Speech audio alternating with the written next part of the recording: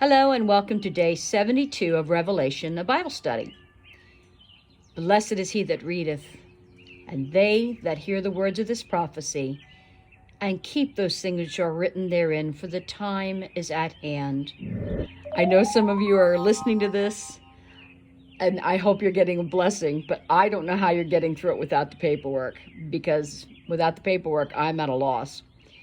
Let's get started on Revelation 15, verses 1 to 8. We were on that yesterday. We're going to repeat that part today. I saw in heaven another great and marvelous sign, 7 angels with the 7 last plagues. Last, because with them God's wrath is completed. And I saw what looked like a sea of glass glowing with fire, and standing beside the sea those who had been victorious over the beast and its image and over the number of its name. They held harps given them by God, and sang the song of God's servant Moses and of the Lamb. Great and marvelous are your deeds, Lord God Almighty. Just and true are your ways. King of the nations, who will not fear you, Lord, and bring glory to your name? For you alone are holy. All nations will come and worship before you, for your righteous acts have been revealed. After this I looked, and I saw in heaven the temple, that is, the tabernacle of the covenant law. And it was opened. Out of the temple came the 7 angels with the 7 plagues. They were dressed in clean, shining linen, and wore golden sashes around their chests. Then one of the 4 living creatures gave to the 7 angels 7 golden bowls filled with the wrath of God, who lives forever and ever. And the temple was filled with smoke from the glory of God and from his power. And no one could enter the temple until the 7 plagues of the 7 angels were completed. John writes of a sea of glass glowing or mingled with fire, and this may be a reminder of the fires of judgment. The sea is designed to reflect the glory of God. In chapter 4, its description is like unto crystal, and it speaks of the holiness of God. Here the sea mingled with fire speaks of divine judgment proceeding from God's holiness. And this was a quote I took from the theologian Walvoord. So because many of the images in this chapter relate to the book of Exodus, some simply see an indication of red, that it's an allusion to the Red Sea and the deliverance from bondage. Also in this chapter, we will see plagues, like the kind that were with Moses, the tabernacle, the cloud of God's glory. This chapter is the ultimate Exodus. It's the freedom of God's people from a sinful and persecuting world.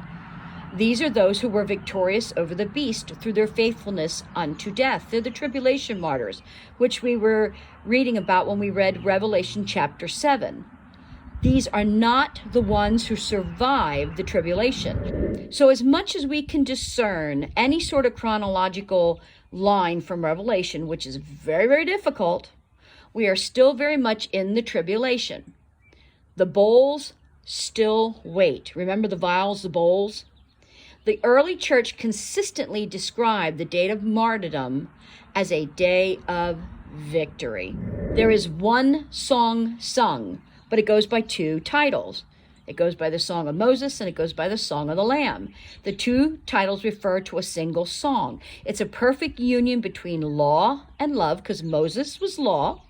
Christ the Lamb was love that fulfilled the law. It's the old covenant. It's the new covenant together.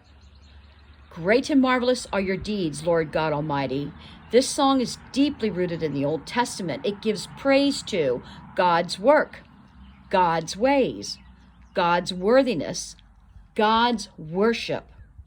And they only sing to Lord God Almighty. These martyrs are only focused on God. They don't even focus on their own costly and glorious victory. They have the heart of true worship, understanding that it's all about God, not about them, or for us to know it's not about us.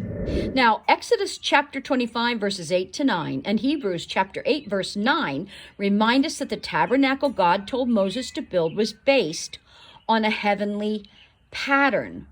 The temple of the tabernacle here refers to the heavenly reality of the tabernacle. It's not an earthly copy. The angels bring God's judgment, which John called plagues. It's significant. They come directly from the heavenly temple. They come from the presence and the throne of God. They do not act on their own authority. They come from God. These people are wearing clothing, which is a reminder that God's judgment is always pure and righteous. They're in clean white linen. Let's talk about the vials for a second. The King James Version says they had 7 golden vials full of the wrath of God. Now, the word vial is not really a very good translation because, as I said, they're more like a shallow censer or a bowl. Bowl is probably a better way to describe these things. They are what was used in the temple when they held the fire where the incense was burned, and that's according to the commentator Seiss. When the cloud of glory fills the temple in heaven, nobody can enter. It was the same way when Moses couldn't enter the tabernacle, when the smoke of the cloud of God's glory, sometimes called Shekinah glory, filled the tent. That's in Exodus 40, verses 34 to 35. Both the bowls and the cloud came from the glory of God and from his power. This is a reminder of God's special presence and glory, even during devastating judgment. Nobody was able to enter the temple until the 7 plagues of the 7 angels were completed, and this declares that the judgment is now irreversible. Nothing's going to hinder it any longer, because access to this temple in heaven would not long be denied. Tomorrow we begin with the bowls, and if you are like me, all the information is becoming incredibly overwhelming.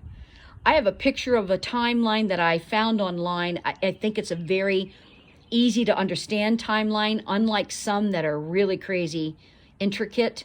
I'm going to post this JPEG picture today and again tomorrow with the study so you can look at it if you like. For today, it's enough to understand that the glory of God fills his temple. God's presence is overwhelming, even to his children. His name is Yahweh, among many others.